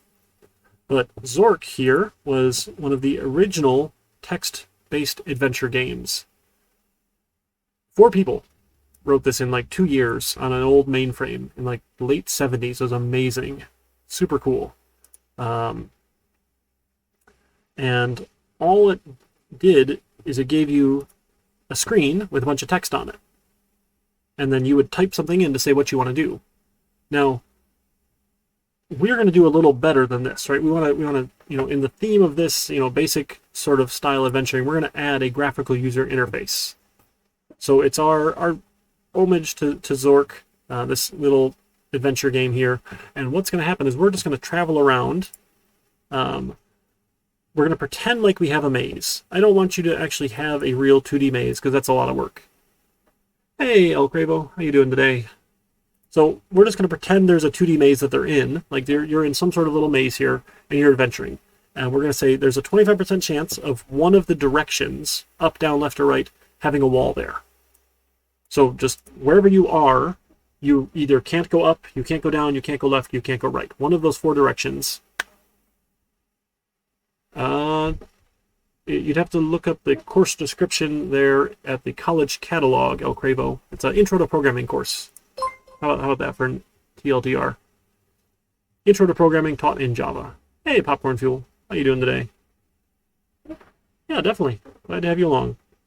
So we're going to have this little location idea that every time we're traveling, we're going to show up at a location, and just randomly you can't go one of those ways. So it doesn't need to make sense. Like if you travel to the right, there doesn't need to not be a wall to your left to say you can't go back to where you came, because we're just pretending here. We're going to have a player character. Yeah, we're talking about the assignment, Popcorn Fuel. This is our final project. So we're going to write a player character. So players have hit points, the amount of damage they can take before they die and lose the game. They have strength, they have dexterity, they have intelligence, and then one of the things we want to do is collect gold. So they're going to have a total amount of gold that they've collected. So for strength, it's just random, and every time you play, you'll get a new random value. So we want 3 rolls of a 6-sided die. I'm big into dice, as if you couldn't tell from my new tattoo here, and a dice-based game. So again, it's just sort of a crappy rendition of it, but it's our little homage to it. So 3 rolls of a 6-sided die means you're going to get a number between 3 and 18. That does not mean you want to randomly pick a number between 3 and 18. It means you want to pick a random number 1 to 6 and add it together 3 times. Again, the way that math works and averages work means most of the time you're going to land in the middle of that. Somewhere around 10 is your average number there when you roll a 6-sided die 3 times. It can be as high as 18, it can be as low as 3, but you're going to average around 10. That's just sort of how the math works. So you're going to do the same for strength, for dexterity, and for intelligence. Okay, and these stats here are going to do different things for you. So every time you end up in a room, right, one of these locations, one of these rooms here, there's a 1 in 3 chance that you're going to encounter a monster that you have to fight or that you have to run away from. If there's no monster, you can search the room for gold, or you can sleep. So you can sleep in the room, you can search the room for gold, you can fight the monster, you can run away from it. For non-player characters, or our monsters, they have hit points of 1 to 6 here. They're not very strong. And whatever number you roll here, their strength, dexterity, intelligence is 2 times that number. Excuse me. So the number 1 are the really easy, tiny monsters. Yes, so what we're going to be doing is we're going to be displaying essentially a text log of what's happening. in the game, but we're going to have buttons to interact with it. So instead of having to type like, hey, go north or go south or fight, that sort of thing, we're going to give them buttons they can click because it'll be event driven. So I do have an example of what it might look like. Sometimes I hesitate to do that because then everyone does it the exact same way, and that loses a bit of the fun and the interestingness of everyone kind of envisions user interfaces differently. And I hesitate to say there's not a wrong way to build a user interface, because there definitely is wrong ways to do it, but there's like lots of good ways to do it, lots of interesting ways you can do it. Obviously, you can make it terrible on purpose, but just because your buttons are over on the left and my buttons are over on the right, or your buttons are at the top, my buttons are at the bottom, doesn't mean it's wrong. Go take a heuristics or a human-computer interactions class if you want to learn about best practices and the way that people tend to interact with things. And they do some really cool things like eye tracking studies. Like when they put someone in front of a computer and they open a program, and then they have the camera track their eyes to see what does a human do when we present a program to them for the very first time they've never seen before. What are they looking at first? Right, they're kind of scanning the top menu usually. They might look along the left-hand side. There's this whole interesting study about stuff like that. It's really interesting stuff. It's just nothing I've ever had the time to get into. And I'm thankful there are people who are good at that sort of thing. All right, so our non-player characters. So they have certain stats. So when we search the room, you're going to, quote, roll a 20-sided die. That's just a value, random number 1 to 20. If you roll a value that's less than your intelligence, you'll find some amount of gold. Either pick a random amount or hard-code it in there. I don't really care. Just they found some gold in the room. Great. If they want to fight, they're going to roll, again, just pick a random number, that 20-sided die. If they roll greater than the monster's dexterity, you hit the monster. Otherwise, you miss. What we're going to do for simplified purposes is we're going to say, hey, your strength divided by 3 is going to be the amount of damage that they take. And again, this is whole numbers, so you're fine doing integer division where the decimal point truncates. That's perfectly fine. No big deal. After we attack, if the monster's alive, it can attack us. The same rules, but in reverse, except we're going to give them a minimum of 1 damage, because the monsters 1, 2, 1, and 2, their strength, the monster number 1, their strength will only be 2. Otherwise, it wouldn't do any damage to us ever, because 2 divided by 3 with integer division would be 0. So do a minimum of 1 point of damage for the monsters. Hydration, thank you so much, my friend. Well, I finished this one off. I'm going to need to switch to some coffee soon. Yeah, I'm so excited for course in person because I'm going to bring my coffee pot. I think that's allowed. Oh, shoot. It's probably allowed. Yeah, because anybody who's vaccinated won't be required to wear a mask in person, right? Is that the policy? I really should know these things, but like I'm still so hard into this summer. I'm not ready for fall yet. That popcorn, thanks so much. I mean, you want to do something that at least is interesting. I find if I give boring homework, it's just boring, and like no one wants to do the boring work. So at least something that's fun, right?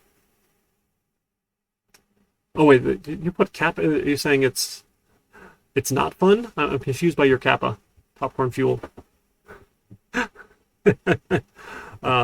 Yeah, I don't know. I think it at least is more interesting than like a lot of people give, hey, build a store that you can go order coffee and order additional cream, or you add soy milk and it adds 40 more cents if you want to add the soy milk, and like duplicate Starbucks menu, which is not actually the easiest thing in the world to do. It's any sort of menu-based application where like you have add-ons and you can add additional creams or sugars and things that aren't free is a little rough. Okay. No, I appreciate it, Popcorn. I wanted to make sure I was reading it right, because I'm a little socially awkward, so I get confused easily. No worries. All right. So for fighting, again, we just are going to do damage. We attack. If they're not dead yet, we can attack again. And if they're not dead yet, we can attack again, right? Because they're going to have so many hit points, 1 to 6. And we're only going to do our strength divided by 3 in damage. So it's possible there's more than one round that happens in this fighting here. Fine, no big deal. We just keep on going until one of us dies. If we want to run away, the monster gets to make one attack if it, quote, sees us run away. or it's, you know, that's sure. It's going to roll its 20-sided die. If it rolls less than its intelligence, it's going to get a chance to attack us.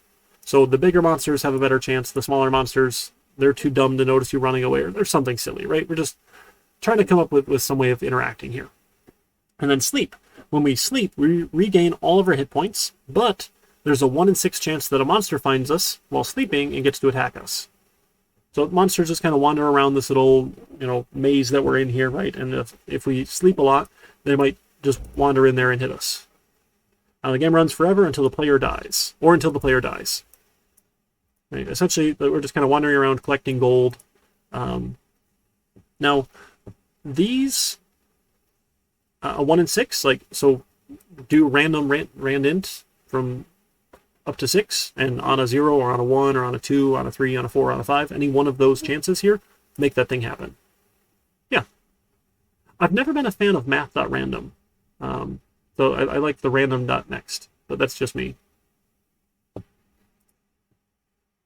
Yeah, I think because random gives you integers already, so it's a little bit nicer, I think.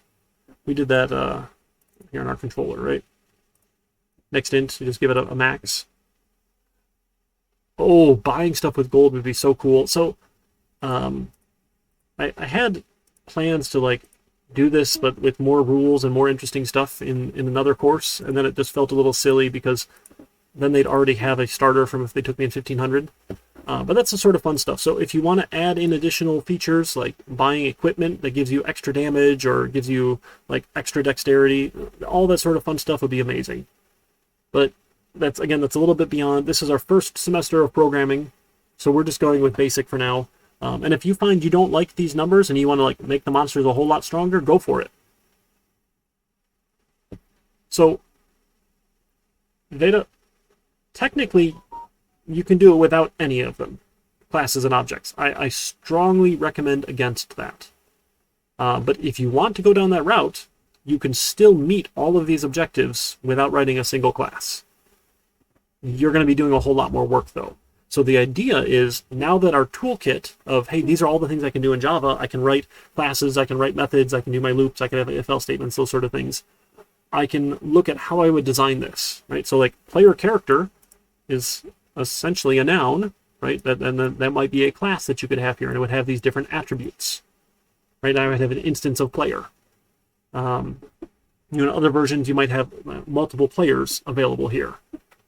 You could have, up to 4 players or all that sort of thing, have an adventure, all sorts of fun things with it. But again, it's, we're trying to start off a little bit basic here.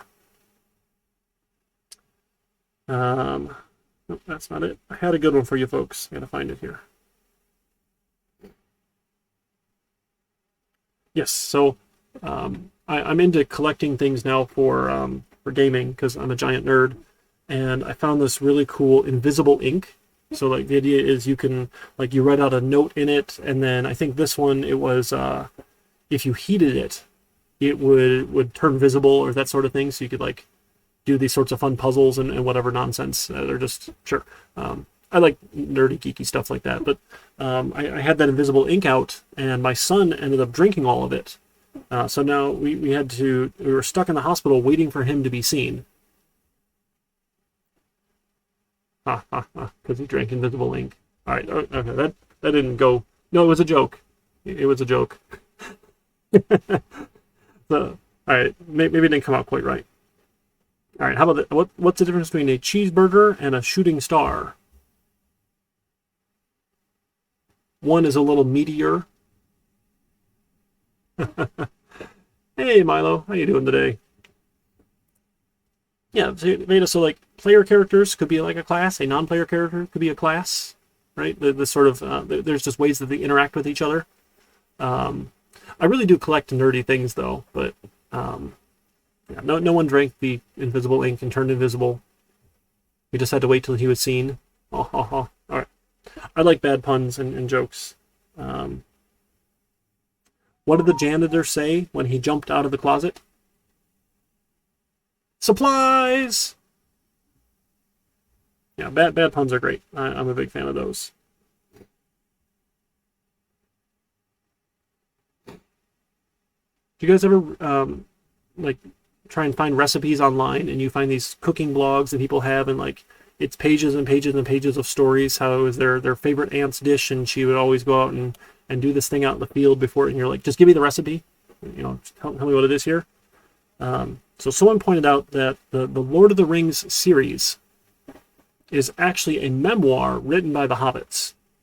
And it really actually has like several descriptions of the meals that they have, because hobbits love their food and all the things that they cook in these parties and whatnot. So the Lord of the Rings series is essentially one of those food blogs where you're getting this epic story happening just to get to, here's the recipe and how I cook the food.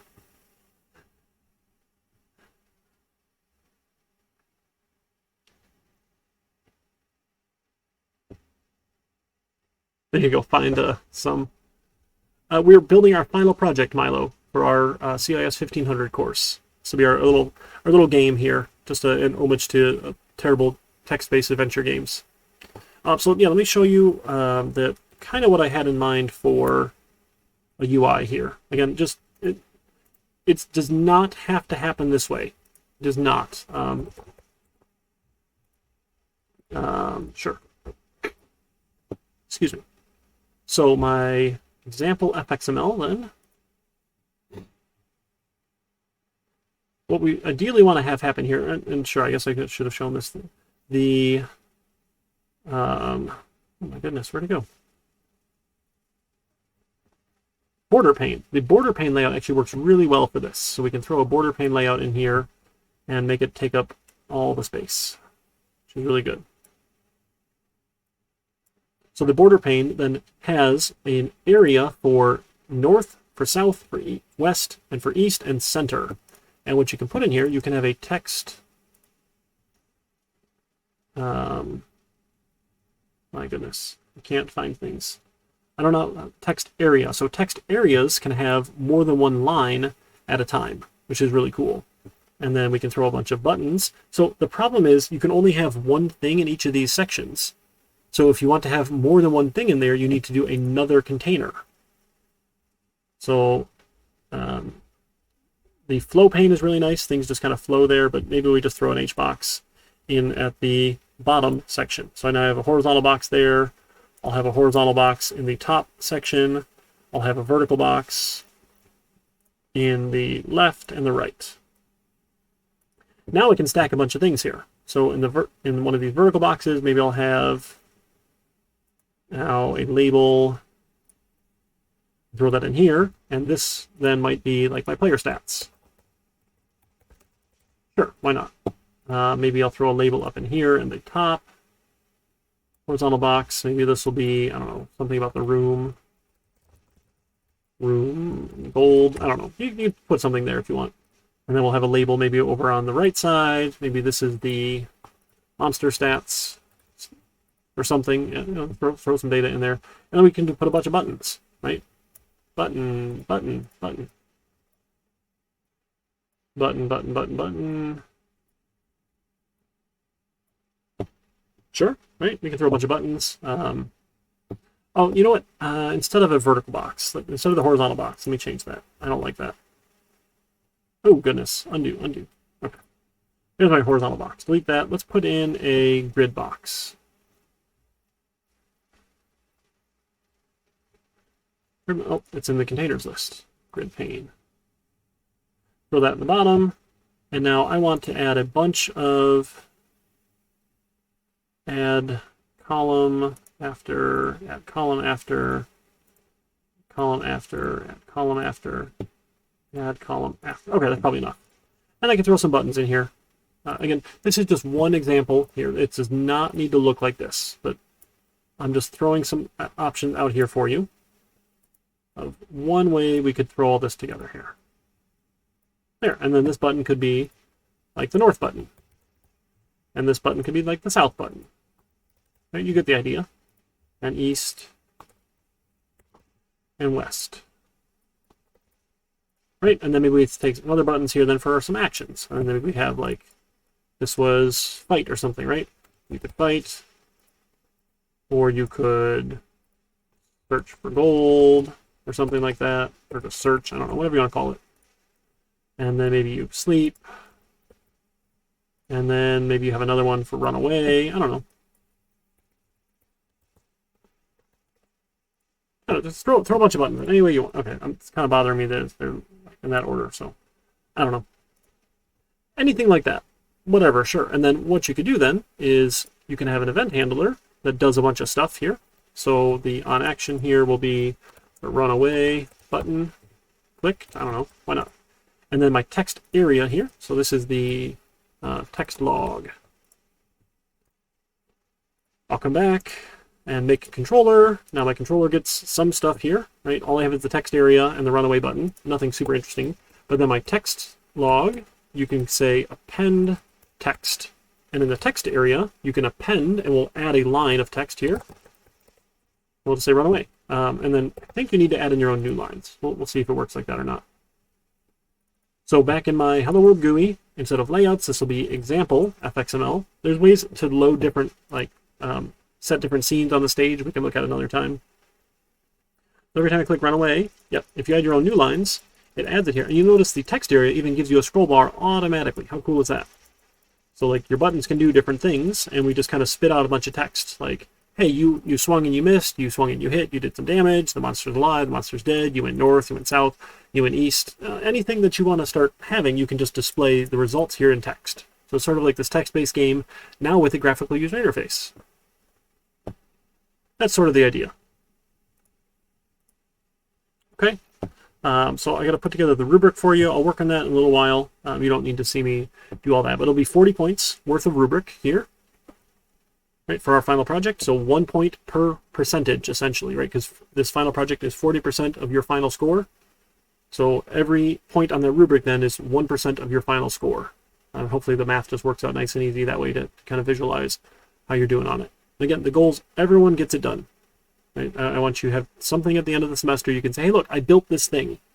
I went from not knowing how to code anything to I learned a little bit of Java, and now I built this silly little project here. It might not be the most fun game, for sure, because it's, you know, that's what it is, but, you know, it's something you can do. You can interact with it, you can play with it, you can say, hey, how can I get the most gold? Any sort of thing like that, right? And again, these rules here, like your stats and the monster stats and even like the damage that you do is flexible. If you want your character to be a wizard and they want to throw fireballs and they just can burn monsters, sure. Instead of like you swing at a monster and miss, like you don't swing with an axe, sure, you cast fireballs. Go for it. Go nuts, right? Have some different, and you know, that's sort of, if we design it in terms of classes here, the classes can have different abilities. And, you know, as long as they're all a type of player character, we might extend player character to have, here's my fighter character, and here's my wizard character, and here's my thief character. I don't know, you can go nuts with it, right? I just want to set the stage with the basic game here, and have a little bit of fun with it is the goal. Okay? So again, ideally you work in pairs. If it doesn't work out, you know, it's okay. I get it. This has been hard. This summer's been awful. So we're getting through it together. So I appreciate you bearing with me as we go. I'll post a quiz for Chapter 12, so we'll have a little bit of, that'll be the last quiz. The Chapter 13 quiz won't be very interesting. It's like, hey, what does this control do? We'll just look it up. It's fine. But 12, you know, I can ask a couple questions at least. And that'll be our last individual quiz. Okay? Any other thoughts, questions, or concerns? Again, you don't have to use this example. It does not need to look like that just because I built it to look like that. So the player character is you, Veda. So that's your character. You're the player here. You're going to wander around, and the non-player characters of the monsters are who you're going to fight. Yeah, I'll post the rubric in a little while. I got to think about it a little bit more. Try and make sure I dole out the 40 points correctly. Yeah, I'll get that out for you. But essentially, like, fighting is one thing, the non-player characters is one thing, my rooms is a thing, the players is another thing, being able to like navigate around is another thing. So like each portion of that here. Silver, I mentioned a little bit earlier, you can assume your self-assessments are your score for now. I'm working on getting those ones in. I wanted to get quizzes and midterms in for you. So that every time you go to a room, there's a 1 in 3 chance that one shows up. Just a random non-player character. You just kind of wander around. A lot of the rooms are empty. You can just search them for gold. You go collect your gold, and then every so often you'll go fight. So every time you enter a room, there's a 1 in 3 chance of a monster showing up. You can either fight it or you can run away from it. So it goes forever. It's infinite. There's not actually like a fixed maze that we're trying to find or trying to navigate around, find a beginning, find an end. We're just, you wander around, you beat up non-player characters. You fight. We're missing the whole story for the fun of D&D and that sort of thing, but we're trying to get just a few little mechanics in here for fun.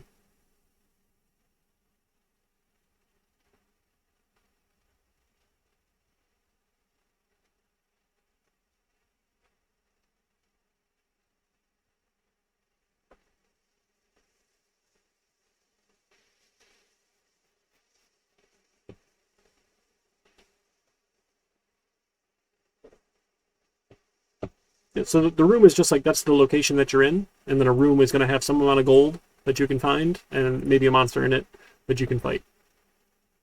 No, it can be anything you want. You could have like different descriptions. Some could be empty, dusty caverns. Some could be, here's a jungle that you're in. Call it anything you want. So like when you say like go north and you click the north button, maybe it says, hey, you wander into a beautiful jungle. There's trees all, and you can, you can add story to it. We're just trying to build that basic feature, or the basic set here for this.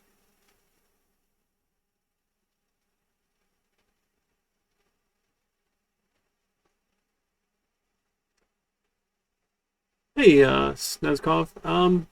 This is a beginner programming course, so feel free to check out my YouTube, Xlam YouTube there.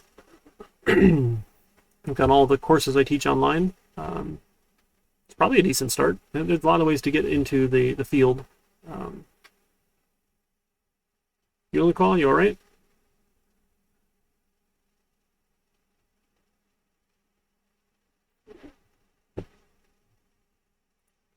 So I posted it in the GitHub, this example FXML. You folks can go and run if you want, or take a peek. I can take a picture if you want, sure. That's easy too. Look at that, screenshot. Posted in my Discord. Oh, that's the snip tool, I want the Discord tool. There we go.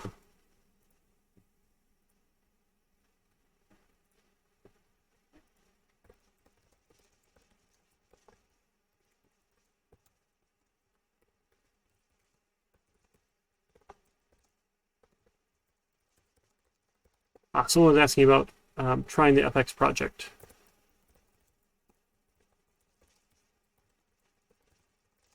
And then I'll post that final project picture there. So we don't actually make a JavaFX project in Netbeans. Right? When you go to new project, it's not the JavaFX one. We need to activate the plugin. We make a Java with Ant application, and then we go through and we do all these steps here to make it do the JavaFX stuff. All of this to avoid using the Oracle libraries because Oracle irritates me. Psychology is a really interesting major for sure. I'm not a people person at all, and I'm generally socially awkward and that sort of thing. But super cool to like learn about why people think the way that they do. Beta Xlam GitHub, or the links there in the syllabus or in D2L. Actually, I think it's in D2L. You can go take a look at the code. Yep, and the fun thing is, right, it's just a FXML file. So if you want to make an FXML file, you could paste in the exact same stuff that's in here from the GitHub. So there's the GitHub link. You can go find our course. That's a weird looking browser. That's not the right one. Fine. There it is. Go find our course. 1500. Wow. Summer. There it is. Right, so the Hello World GUI, you could go find that. Oops, I didn't commit it yet. It's GitHub. Did I not? I thought I committed it. I forgot. There it is. Here's a example for final project.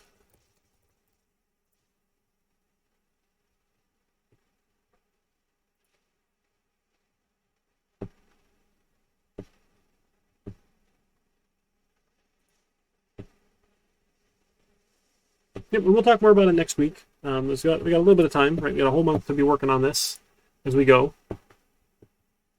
So start at least planning out your ideas, making sure you can get a basic JavaFX application up and running, and start thinking about what your classes might look like. Again, time spent designing is always well worth it. If you don't spend the time designing, you're going to have trouble if you just start writing code. Right, spend some time and think through what we're doing, why we're doing it that way. All right, let's see who we can go raid here. We'll have some fun, send a raid off somewhere else. And then we'll chat more next week. We go from there. All right. Let's see. Some other fun stuff going on.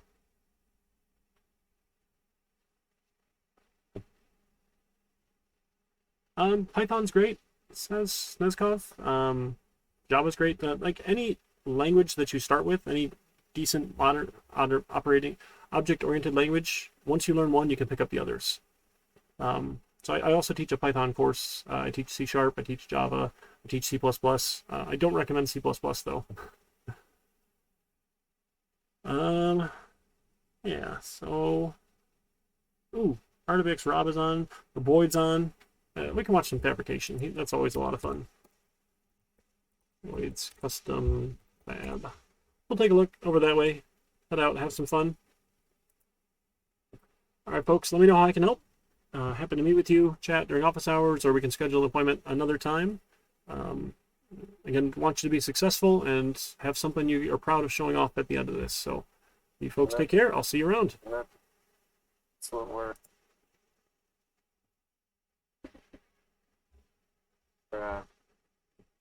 excited for, Momo.